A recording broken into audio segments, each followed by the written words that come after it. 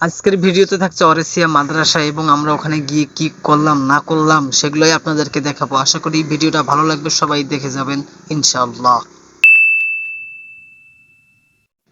তো আসসালামু আলাইকুম রহমতুল্লাহ, আশা করছি সবাই ভালো আছেন, ভালোবাসার মানুষগুলো। তো আপনাদের সাথে আবার একটা ব্লগে দেখো অনেকদিন পর। তো আজকে আমরা যাচ্ছি অরেসিয়া মাদ্রাসা। তো যে দেখতেই পাচ্ছেন যে বাতাস আর পানি একটু হালকা হালকা পড়তেছে।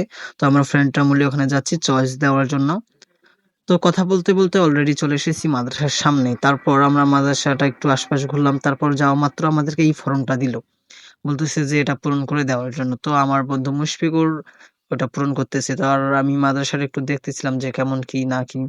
তো মাদ্রাসাটা দেখলাম ঘুরে ঘুরে, তো অনেক ভালো দেখতেই। অনেক সুযোগ সুবিধাও নাকি পাওয়া যাবে এখানে, ইনশাল্লাহ আশা করি।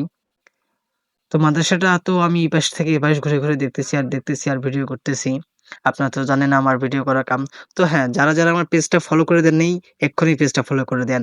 আর আগের পেজটাতে ফলো হয়তো দিয়েছিলেন, বাট ওটা পেজ আমার হারাই গেছে একটা কারণে। তো এখানে বাড়ি যাওয়ার সময় দেখতেছি, বাইরে আসার সময় মাদ্রাসায় এখানে একটা মাজারও দেখতে পেলাম। তো মাজারটাও ভিডিও করে নিলাম। তো আশপাশটা ঘুরলাম, মাদ্রাসাটা অনেক ভালো, এখানে পরিস্থিতি অনেক ভালো। তো আমাদের ফর্ম পূরণের জন্য যা লাগে আমরা ফর্মটা পূরণ করে দিয়েছি। আর আবহাওয়া অনেক খারাপ, তাড়াতাড়ি বাড়ি যাওয়ার লাগবেই। তারপর আমার ২ টা গেঞ্জি কেনার ছিল। তো এখান থেকে আমরা ২ জন, মুশফিকুর আর আমি ২ টা গেঞ্জি কিনে নিলাম। আমার সাথে ছিল মুশফিকুর।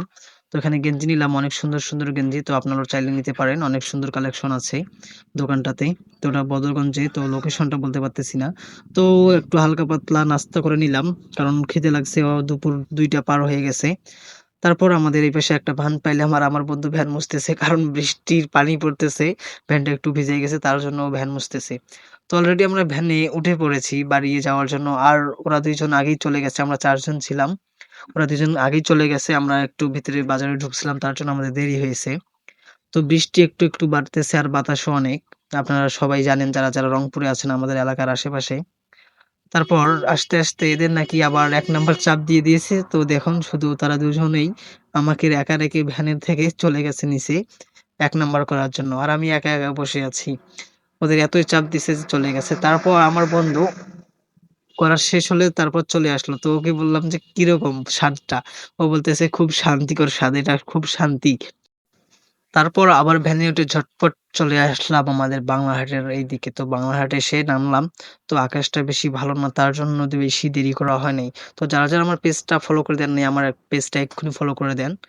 তো নতুন ভিডিও পাবেন ইনশাআল্লাহ। আর আজকের ব্লগটা এই পর্যন্তই। সবাই ভালো থাকবেন, সুস্থ থাকবেন।